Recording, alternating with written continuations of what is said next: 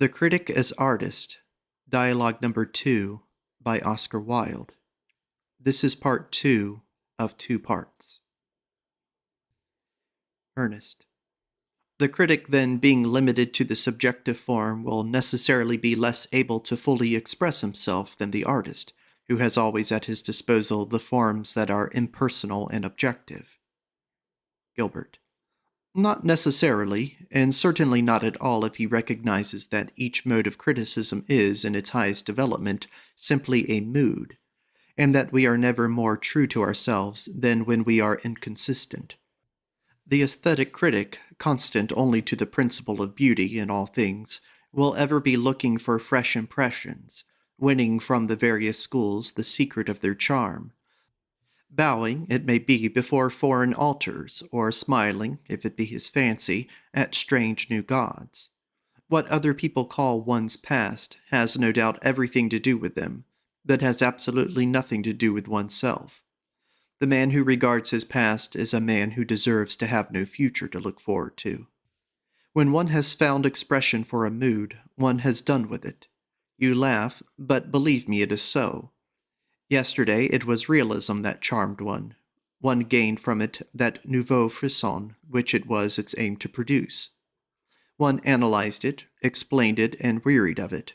At sunset came the luminist in painting, and the symbolist in poetry, and the spirit of medievalism, that spirit which belongs to no time but to temperament, woke suddenly in wounded Russia, and stirred us for a moment by the terrible fascination of pain.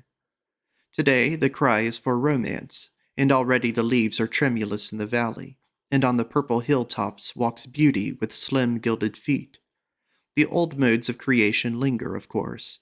The artists reproduce either themselves or each other with wearisome iteration.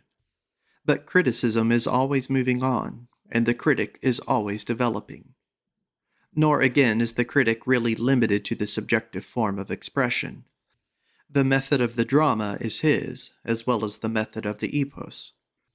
He may use dialogue, as he did who set Milton talking to Marvell on the nature of comedy and tragedy, and made Sidney and Lord Brooke discourse on letters beneath the Penshurst oaks, or adopt narration, as Mr. Pater is fond of doing, each of whose imaginary portraits is not that the title of the book presents to us, under the fanciful guise of fiction, some fine and exquisite piece of criticism, one on the painter Watteau, another on the philosophy of Spinoza, a third on the pagan elements of the early Renaissance, and the last, and in some respects the most suggestive, on the source of that Aufklärung, that enlightening which dawned on Germany in the last century, and to which our own culture owes so great a debt. Dialogue, certainly, that wonderful literary form, which from Plato to Lucian, and from Lucian to Giordano Bruno, and from Bruno to that grand old pagan, in whom Carlyle took such delight, the creative critics of the world have always employed, can never lose for the thinker its attraction as a mode of expression. By its means he can both reveal and conceal himself, and give form to every fancy, and reality to every mood. By its means he can exhibit the object from each point of view, and show it to us in the round, as a sculptor shows us things, gaining in this manner all the richness and reality of effect that comes from those side issues that are suddenly suggested by the central idea in its progress, and really illumine the idea more completely, or from those felicitous afterthoughts that give a fuller completeness to the central scheme, and yet convey something of the delicate charm of chance. Ernest. By its means, too, he can invent an imaginary antagonist, and convert him when he chooses by some absurdly sophistical argument. Gilbert. Ah, it is so easy to convert others. It is so difficult to convert oneself. To arrive at what one really believes, one must speak through lips different from one's own. To know the truth, one must imagine myriads of falsehoods. For what is truth? In matters of religion, it is simply the opinion that has survived. In matters of science, it is the ultimate sensation. In matters of art, it is one's last mood. And you see now, Ernest, that the critic has at his disposal as many objective forms of expression as the artist has. Ruskin put his criticism into imaginative prose. and is superb in his changes and contradictions. And Browning put his into blank verse, and made painter and poet yield us their secret. And M. Renan uses dialogue, and Mr. Pater fiction, and Rossetti translated into sonnet music the color of Giorgione and the design of Ingres, and his own design and color also, feeling with the instinct of one who had many modes of utterance that the ultimate art is literature, and the finest and fullest medium that of words. Ernest. Well, now that you have settled that the critic has at his disposal all objective forms, I wish you would tell me what are the qualities that should characterize the true critic. Gilbert. What would you say they were? Ernest. Well, I should say that a critic should above all things be fair. Gilbert. Ah, not fair. A critic cannot be fair in the ordinary sense of the word. It is only about things that do not interest one that one can give a really unbiased opinion, which is no doubt the reason why an unbiased opinion is always absolutely valueless. The man who sees both sides of a question is a man who sees absolutely nothing at all. Art is a passion, and in matters of art, thought is inevitably colored by emotion, and so is fluid rather than fixed, and depending upon the fine moods and exquisite moments, cannot be narrowed into the rigidity of a scientific formula or a theological dogma. It is to the soul that art speaks, and the soul may be made the prisoner of the mind as well as of the body. One should, of course, have no prejudices, but as a great Frenchman remarked 100 years ago, it is one's business in such matters to have preferences, and when one has preferences, one ceases to be fair. It is only an auctioneer who can equally and impartially admire all schools of art. No, fairness is not one of the qualities of the true critic. It is not even a condition of criticism. Each form of art with which we come in contact dominates us for the moment to the exclusion of every other form. We must surrender ourselves absolutely to the work in question, whatever it may be, if we wish to gain its secret. For the time we must think of nothing else, can think of nothing else indeed.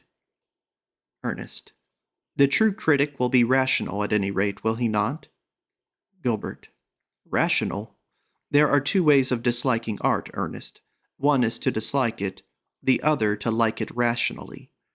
For art, as Plato saw, and not without regret, creates in listener and spectator a form of divine madness. It does not spring from inspiration, but it makes others inspired. Reason is not the faculty to which it appeals. If one loves art at all, one must love it beyond all other things in the world, and against such love the reason, if one listened to it, would cry out. There is nothing sane about the worship of beauty. It is too splendid to be sane. Those of whose lives it forms the dominant note will always seem to the world to be pure visionaries. Ernest.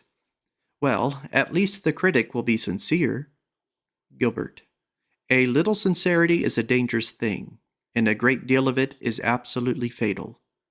The true critic will indeed always be sincere in his devotion to the principle of beauty, but he will seek for beauty in every age and in each school, and will never suffer himself to be limited to any settled custom of thought, or stereotyped mode of looking at things. He will realize himself in many forms, and by 1,000 different ways, and will never be curious of new sensations and fresh points of view. Through constant change, and through constant change alone, he will find his true unity. He will not consent to be the slave of his own opinions. For what is mind but motion in the intellectual sphere? The essence of thought, as the essence of life, is growth. You must not be frightened by words, Ernest. What people call insincerity is simply a method by which we can multiply our personalities. Ernest. I am afraid I have not been fortunate in my suggestions. Gilbert. Of the 3 qualifications you mentioned, 2, sincerity and fairness, were, if not actually moral, at least on the borderland of morals, and the first condition of criticism is that the critic should be able to recognize that the sphere of art and the sphere of ethics are absolutely distinct and separate. When they are confused, chaos has come again. They are too often confused in England now, and though our modern Puritans cannot destroy a beautiful thing, Yet by means of their extraordinary prurience, they can almost taint beauty for a moment. It is chiefly, I regret to say, through journalism that such people find expression. I regret it because there is much to be said in favor of modern journalism. By giving us the opinions of the uneducated, it keeps us in touch with the ignorance of the community. By carefully chronicling the current events of contemporary life, it shows us of what very little importance such events really are. By invariably discussing the unnecessary, it makes us understand what things are requisite for culture, and what are not. But it should not allow poor Tartuffe to write articles upon modern art. When it does this, it stultifies itself. And yet Tartuffe's articles and Chadban's notes do this good at least. They serve to show how extremely limited is the area over which ethics and ethical considerations can claim to exercise influence. Science is out of the reach of morals, for her eyes are fixed upon eternal truths. Art is out of the reach of morals, for her eyes are fixed upon things beautiful and immortal and ever-changing. To morals belong the lower and less intellectual spheres. However, let these mouthing Puritans pass. They have their comic side. Who can help laughing when an ordinary journalist seriously proposes to limit the subject matter at the disposal of the artist? Some limitation might well, and will soon, I hope, be placed upon some of our newspapers and newspaper writers, for they give us the bald, sordid, disgusting facts of life. They chronicle, with degrading avidity, the sins of the second-rate, and with the conscientiousness of the illiterate, gives us accurate and prosaic details of the doings of people of absolutely no interest whatsoever. But the artist, who accepts the facts of life, and yet transforms them into shapes of beauty, and makes them vehicles of pity or of awe, and shows their color element, and their wonder, and their true ethical import also, and builds out of them a world more real than reality itself, and of loftier and more noble import, who shall set limits to him? Not the apostles of that new journalism, which is but the old vulgarity writ large. Not the apostles of that new Puritanism, which is but the wine of the hypocrite, and is both writ and spoken badly. The mere suggestion is ridiculous. Let us leave these wicked people, and proceed to the discussion of the artistic qualifications necessary for the true critic. Ernest. And what are they? Tell me yourself. Gilbert. Temperament is the primary requisite for the critic. A temperament exquisitely susceptible to beauty, and to the various impressions that beauty gives us. Under what conditions, and by what means, this temperament is engendered in race or individual, we will not discuss at present. It is sufficient to note that it exists, and that there is in us a beauty sense, separate from the other senses and above them, separate from the reason and of nobler import, separate from the soul and of equal value, a sense that leads some to create, and others, the finer spirits, as I think, to contemplate merely. But to be purified and made perfect, this sense requires some form of exquisite environment. Without this it starves, or is dulled. You remember that lovely passage in which Plato describes how a young Greek should be educated, and with what insistence he dwells upon the importance of surroundings, telling us how the lad is to be brought up in the midst of fair sights and sounds, so that the beauty of material things may prepare his soul for the reception of the beauty that is spiritual. Insensibly, and without knowing the reason why, he is to develop that real love of beauty, which, as Plato is never weary of reminding us, is the true aim of education. By slow degrees there is to be engendered in him such a temperament as will lead him naturally and simply to choose the good in preference to the bad, and rejecting what is vulgar and discordant, to follow by fine instinctive taste all that possesses grace and charm and loveliness. Ultimately, in its due course, this taste is to become critical and self-conscious. But at first it is to exist purely as a cultivated instinct, and he who has received this true culture of the inner man will, with a clear and certain vision, perceive the omissions and faults in art or nature, and with a taste that cannot err, while he praises and finds his pleasure in what is good, and receives it into his soul, and so becomes good and noble. He will rightly blame and hate the bad, now in the days of his youth, even before he is able to know the reason why. And so, when later on the critical and self-conscious spirit develops in him, he will recognize and salute it as a friend with whom his education has made him long familiar.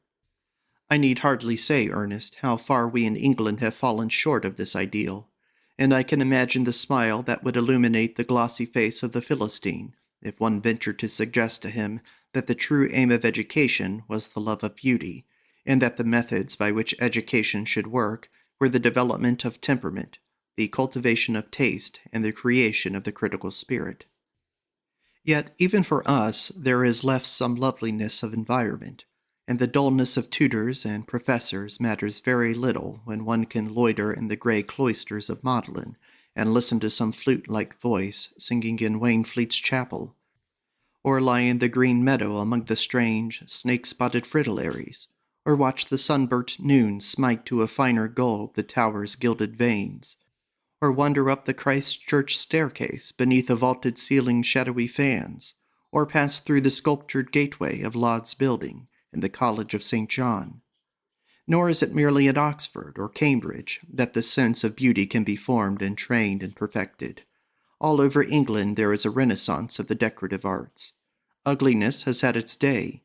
Even in the houses of the rich there is taste, and the houses of those who are not rich have been made gracious and comely and sweet to live in. Caliban, poor noisy Caliban, thinks that when he has ceased to make mows at a thing, the thing ceases to exist. But if he mocks no longer, it is because he has been met with mockery, swifter and keener than his own, and for a moment has been bitterly schooled into that silence which should seal forever his uncouth, distorted lips. What has been done up to now has been chiefly in the clearing of the way. It is always more difficult to destroy than it is to create. And when what one has to destroy is vulgarity and stupidity, the task of destruction needs not merely courage, but also contempt. Yet it seems to me to have been in a measure done. We have got rid of what was bad. We have now to make what is beautiful. And though the mission of the aesthetic movement is to lure people to contemplate, not to lead them to create, yet as the creative instinct is strong in the Celt, and it is the Celt who leads in art, there is no reason why in future years this strange renaissance should not become almost as mighty in its way as was that new birth of art that woke many centuries ago in the cities of Italy. Certainly, for the cultivation of temperament, we must turn to the decorative arts, to the arts that touch us, not to the arts that teach us. Modern pictures are, no doubt, delightful to look at least some of them are, but they are quite impossible to live with. They are too clever, too assertive, too intellectual. Their meaning is too obvious, and their method too clearly defined. One exhausts what they have to say in a very short time, and then they become as tedious as one's relations. I am very fond of the work of many of the impressionist painters of Paris and London. Subtlety and distinction have not yet left the school. Some of their arrangements and harmonies serve to remind one of the unapproachable beauty of Gaudier's immortal symphony on Blanc Majeur, that flawless masterpiece of color and music which may have suggested the type as well as the titles of many of their best pictures. For a class that welcomes the incompetent with sympathetic eagerness, and that confuses the bizarre with the beautiful and vulgarity with truth, they are extremely accomplished. They can do etchings that have the brilliancy of epigrams, pastels that are as fascinating as paradoxes, and as for their portraits, whatever the commonplace may say against them, no one can deny that they possess that unique and wonderful charm which belongs to works of pure fiction. But even the Impressionists, earnest and industrious as they are, will not do. I like them. Their white keynote with its variations in lilac was an era in color. Though the moment does not make the man, the moment certainly makes the impressionist, and for the moment in art, and for the moment's monument, as Rossetti phrased it, what may not be said? They are suggestive also. If they have not opened the eyes of the blind, they have at least given great encouragement to the short-sighted. And while their leaders may have all the inexperience of old age, their young men are far too wise to be ever sensible. Yet they will insist on treating painting as if it were a mode of autobiography, invented for the use of the illiterate, and are always prating to us on their coarse, gritty canvases of their unnecessary selves and their unnecessary opinions, and spoiling by a vulgar overemphasis that fine contempt of nature, which is the best and only modest thing about them. One tires, at the end, of the work of individuals whose individuality is always noisy and generally uninteresting. There is far more to be said in favor of that newer school at Paris, the archaicists, as they call themselves, who, refusing to leave the artist entirely at the mercy of the weather, do not find the ideal of art in mere atmospheric effect, but seek rather for the imaginative beauty of design and the loveliness of fair color, and rejecting the tedious realism of those who merely paint what they see, try to see something worth seeing, and to see it not merely with actual and physical vision, but with that nobler vision of the soul, which is as far wider in spiritual scope as it is far more splendid in artistic purpose. They, at any rate, work under those decorative conditions that each art requires for its perfection, and have sufficient aesthetic instinct to regret those sordid and stupid limitations of absolute modernity of form which have proved the ruin of so many of the Impressionists. Still, the art that is frankly decorative is the art to live with. It is, of all our visible arts, the one art that creates in us both mood and temperament. Mere color, unspoiled by meaning and unallied with definite form, can speak to the soul in 1,000 different ways. The harmony that resides in the delicate proportions of lines and masses becomes mirrored in the mind. The repetitions of pattern give us rest.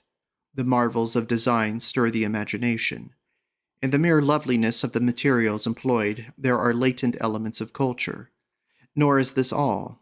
By its deliberate rejection of nature as the ideal of beauty, as well as of the imitative method of the ordinary painter, decorative art not merely prepares the soul for the perception of true imaginative work, but develops in it that sense of form which is the basis of creative, no less than of critical achievement. For the real artist is he who proceeds not from feeling to form, but from form to thought and passion. He does not first conceive an idea and then say to himself, I will put my idea into a complex meter of 14 lines. But realizing the beauty of the sonnet scheme, he conceives certain modes of music and methods of rhyme, and the mere form suggests what is to fill it and make it intellectually and emotionally complete. From time to time the world cries out against some charming artistic poet, because, to use its hackneyed and silly phrase, he has nothing to say.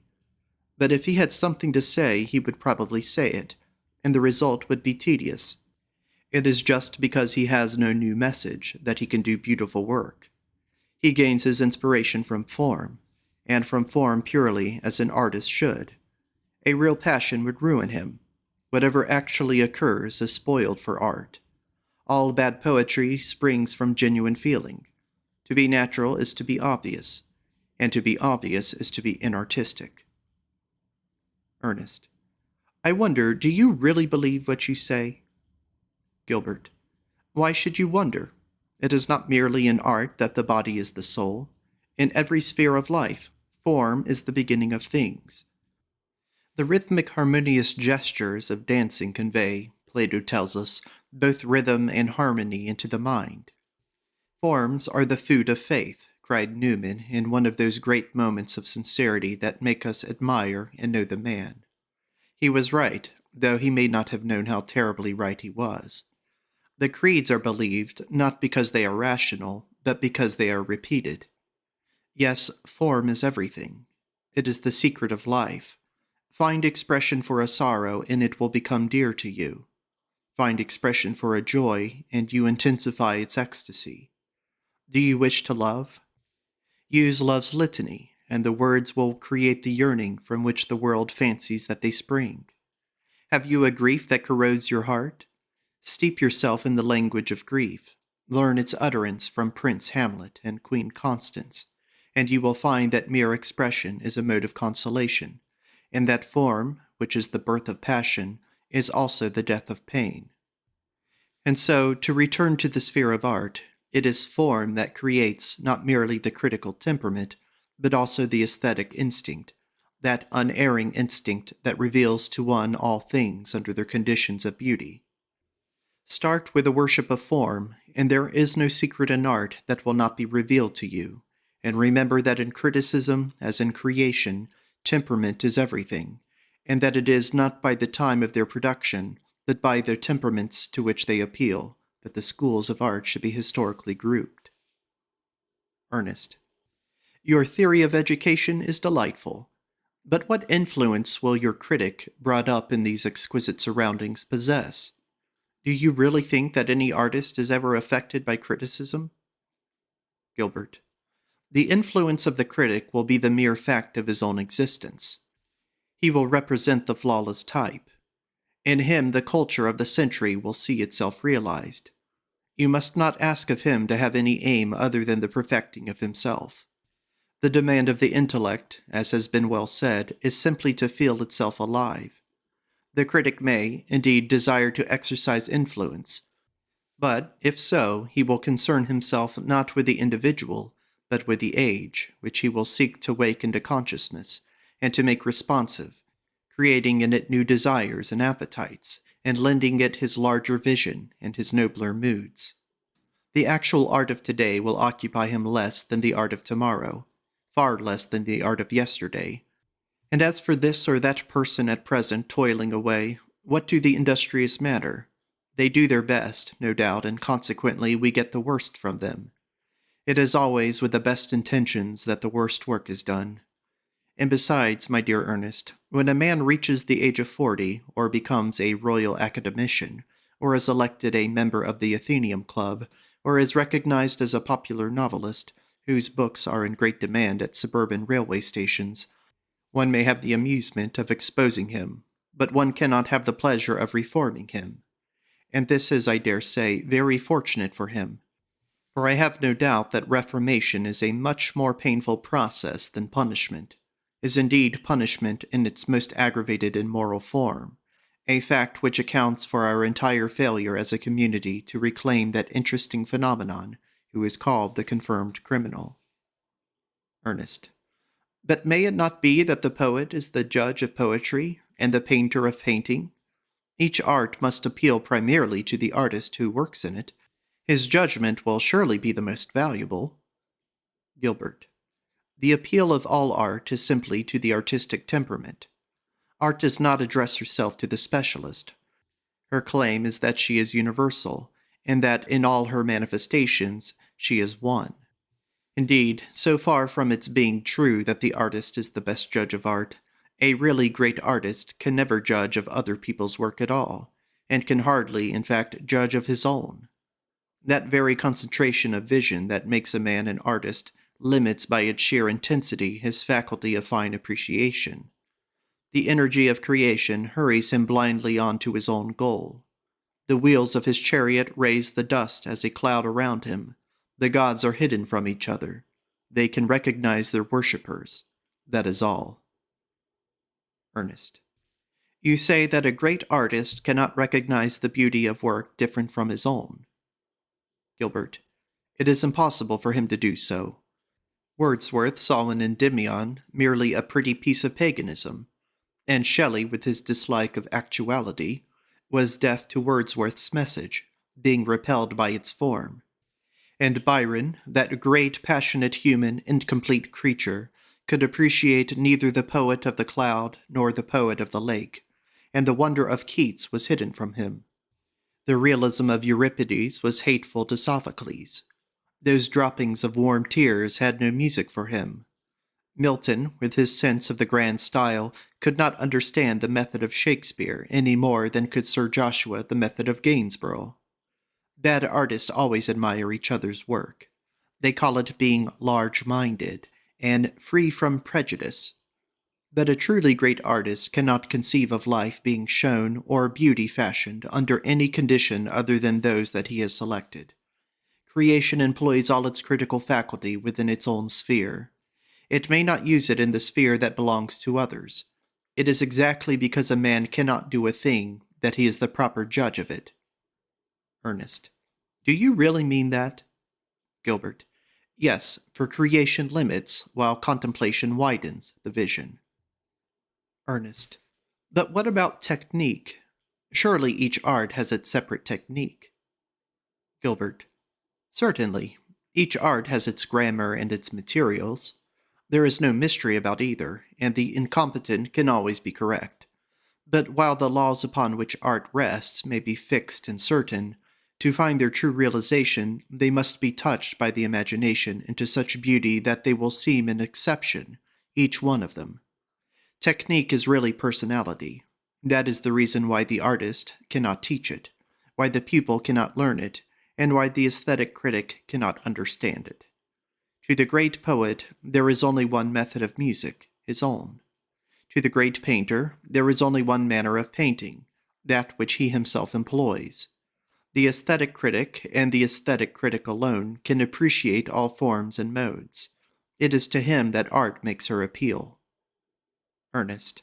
Well, I think I have put all my questions to you. And now I must admit... Gilbert. Ah, don't say that you agree with me. When people agree with me, I always feel that I must be wrong. Ernest. In that case, I certainly won't tell you whether I agree with you or not. But I will put another question. You have explained to me that criticism is a creative art. What future has it? Gilbert. It is to criticism that the future belongs.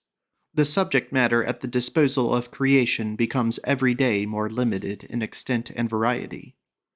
Providence and Mr. Walter Besant have exhausted the obvious. If creation is to last at all, it can only do so on the condition of becoming far more critical than it is at present. The old roads and dusty highways have been traversed too often. Their charm has been worn away by plodding feet, and they have lost that element of novelty or surprise which is so essential for romance. He who would stir us now by fiction must either give us an entirely new background or reveal to us the soul of man in its innermost workings. The first is for the moment being done for us by Mr. Rudyard Kipling. As one turns over the pages of his Plain Tales from the Hills, one feels as if one were seated under a palm tree, reading life by superb flashes of vulgarity. The bright colors of the bazaars dazzle one's eyes. The jaded, second-rate Anglo-Indians are in exquisite incongruity with their surroundings. The mere lack of style in the storyteller gives an odd journalistic realism to what he tells us. From the point of view of literature, Mr. Kipling is a genius who drops his aspirates. From the point of view of life, he is a reporter who knows vulgarity better than anyone has ever known it. Dickens knew its clothes and its comedy. Mr. Kipling knows its essence and its seriousness. He is our first authority on the second rate, and has seen marvelous things through keyholes, and his backgrounds are real works of art. As for the second condition, we have had Browning, and Meredith is with us. But there is still much to be done in the sphere of introspection. People sometimes say that fiction is getting too morbid. As far as psychology is concerned, it has never been morbid enough. We have merely touched the surface of the soul, that is all. In one single ivory cell of the brain there are stored away things more marvelous and more terrible than even they have dreamed of, who, like the author of The Red and the Black, have sought to track the soul in its most secret places, and to make life confess its dearest sins. Still, there is a limit even to the number of untried backgrounds, and it is possible that a further development of the habit of introspection may prove fatal to that creative faculty to which it seeks to supply fresh material. I myself am inclined to think that creation is doomed. It springs from too primitive, too natural an impulse. However this may be, it is certain that the subject matter at the disposal of creation is always diminishing, while the subject matter of criticism increases daily. There are always new attitudes for the mind, and new points of view. The duty of imposing form upon chaos does not grow less as the world advances. There was never a time when criticism was more needed than it is now. It is only by its means that humanity can become conscious of the point at which it has arrived. Hours ago, Ernest, you asked me the use of criticism. You might just as well have asked me the use of thought. It is criticism, as Arnold points out, that creates the intellectual atmosphere of the age. It is criticism, as I hope to point out myself some day, that makes the mind a fine instrument. We, in our educational system, have burdened the memory with a load of unconnected facts, and laboriously striven to impart our laboriously acquired knowledge. We teach people how to remember. We never teach them how to grow. It has never occurred to us to try and develop in the mind a more subtle quality of apprehension and discernment. The Greeks did this, and when we come in contact with the Greek critical intellect, we cannot but be conscious that, while our subject matter is in every respect larger and more varied than theirs, theirs is the only method by which this subject matter can be interpreted. England has done one thing. It has invented and established public opinion, which is an attempt to organize the ignorance of the community and to elevate it to the dignity of physical force. But wisdom has always been hidden from it. Considered as an instrument of thought, the English mind is coarse and undeveloped. The only thing that can purify it is the growth of the critical instinct. It is criticism, again, that by concentration makes culture possible. It takes the cumbersome mass of creative work and distills it into a finer essence. Who that desires to retain any sense of form could struggle through the monstrous multitudinous books that the world has produced, books in which thought stammers or ignorance brawls? The thread that is to guide us across the wearisome labyrinths is in the hands of criticism. Nay more, where there is no record, and history is either lost or was never written, criticism can recreate the past for us from the very smallest fragment of language or art, just as surely as the man of science can from some tiny bone or the mere impress of a foot upon a rock recreate for us the winged dragon or Titan lizard that once made the earth shake beneath its tread, can call Behemoth out of his cave and make Leviathan swim once more across the startled sea. Prehistoric history belongs to the philological and archaeological critic. It is to him that the origins of things are revealed. The self-conscious deposits of an age are nearly always misleading. Through philological criticism alone, we know more of the centuries of which no actual record has been preserved than we do of the centuries that have left us their scrolls. It can do for us what can be done neither by physics nor metaphysics. It can give us the exact science of mind in the process of becoming. It can do for us what history cannot do. It can tell us what man thought before he learned how to write. You have asked me about the influence of criticism. I think I have answered that question already, but there is this also to be said. It is criticism that makes us cosmopolitan. The Manchester School tried to make men realize the brotherhood of humanity by pointing out the commercial advantages of peace. It sought to degrade the wonderful world into the common marketplace for the buyer and the seller. It addressed itself to the lowest instincts, and it failed. War followed upon war, and the tradesman's creed did not prevent France and Germany from clashing together in blood-stained battle. There are others of our own day who seek to appeal to mere emotional sympathies, or to the shallow dogmas of some vague system of abstract ethics. They have their peace societies, so dear to the sentimentalists, and their proposals for unarmed international arbitration, so popular among those who have never read history. But mere emotional sympathy will not do. It is too variable and too closely connected with the passions, and a board of arbitrators, who for the general welfare of the race are to be deprived of their power of putting their decisions into execution, will not be of much avail. There is only one thing worse than injustice, and that is justice without her sword in her hand. When right is not might, it is evil. No, the emotions will not make us cosmopolitan any more than the greed for gain could do so. It is only by the cultivation of the habit of intellectual criticism that we shall be able to rise superior to race prejudices. Goethe, you will not misunderstand what I say, was a German of the Germans.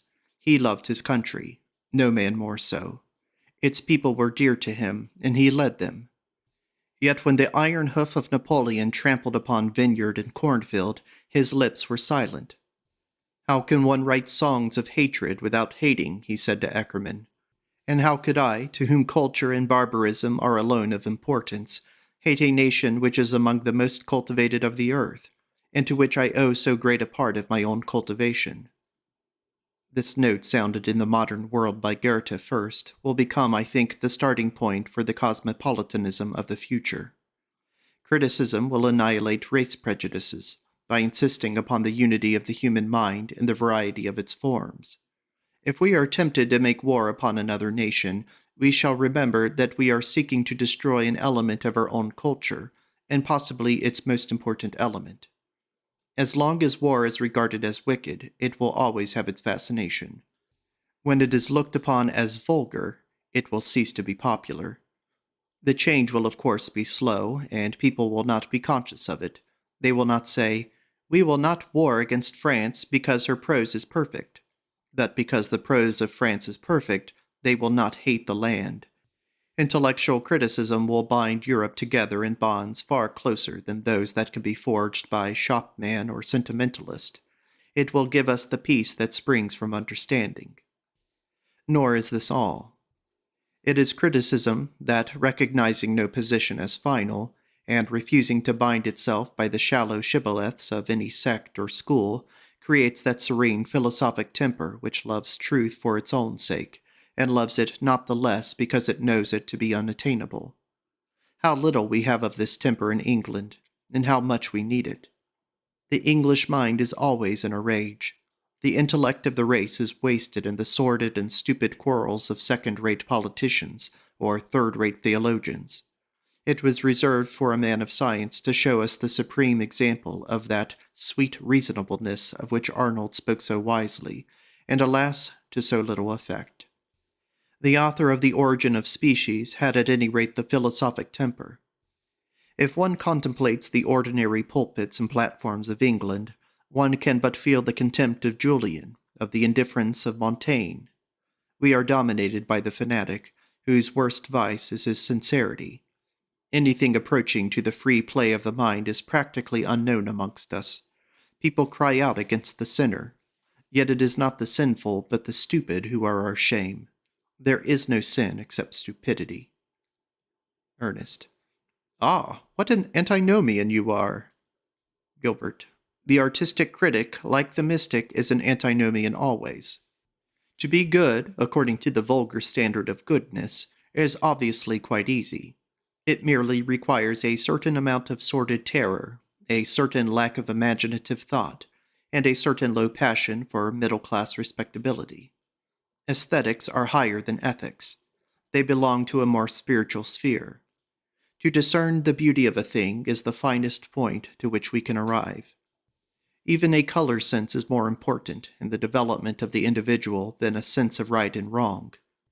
Aesthetics, in fact, are to ethics in the sphere of conscious civilization what in the sphere of the external world sexual is to natural selection. Ethics, like natural selection, makes existence possible. Aesthetics, like sexual selection, make life lovely and wonderful, fill it with new forms, and give it progress and variety and change.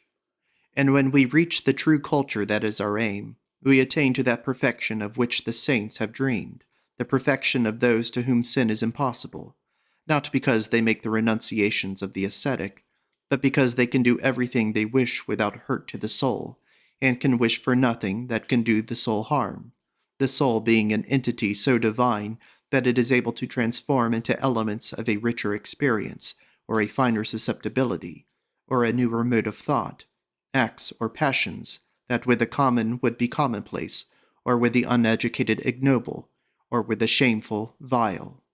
Is this dangerous? Yes, it is dangerous. All ideas, as I told you, are so. But the night wearies, and the light flickers in the lamp. One more thing I cannot help saying to you. You have spoken against criticism as being a sterile thing. The 19th century is a turning point in history simply on account of the work of two men, Darwin and Renan, the one the critic of the book of nature, the other the critic of the books of God. Not to recognize this is to miss the meaning of one of the most important eras in the progress of the world. Creation is always behind the age. It is criticism that leads us. The critical spirit and the world spirit are one. Ernest. And he who is in possession of this spirit, or whom this spirit possesses, will, I suppose, do nothing? Gilbert. Like the Persephone of whom Landor tells us, the sweet pensive Persephone around whose white feet the asphodel and amaranth are blooming, he will sit contented in that deep, motionless quiet which mortals pity and which the gods enjoy. He will look out upon the world and know its secret. By contact with divine things, he will become divine. His will be the perfect life, and his only. Ernest. You have told me many strange things tonight, Gilbert. You have told me that it is more difficult to talk about a thing than to do it, and that to do nothing at all is the most difficult thing in the world. You have told me that all art is immoral, and all thought is dangerous, that criticism is more creative than creation, and that the highest criticism is that which reveals in the work of art what the artist had not put there, that it is exactly because a man cannot do a thing that he is the proper judge of it, and that the true critic is unfair, insincere, and not rational. My friend, you are a dreamer. Gilbert. Yes, I am a dreamer, for a dreamer is one who can only find his way by moonlight, and his punishment is that he sees the dawn before the rest of the world. Ernest. His punishment? Gilbert. And his reward. But see, it is dawn already. Draw back the curtains and open the windows wide. How cool the morning air is. Piccadilly lies at our feet like a long riband of silver. A faint purple mist hangs over the park, and the shadows of the white houses are purple. It is too late to sleep. Let us go down to Covent Garden and look at the roses. Come, I am tired of thought. This is the end of The Critic as Artist by Oscar Wilde. Thank you for listening.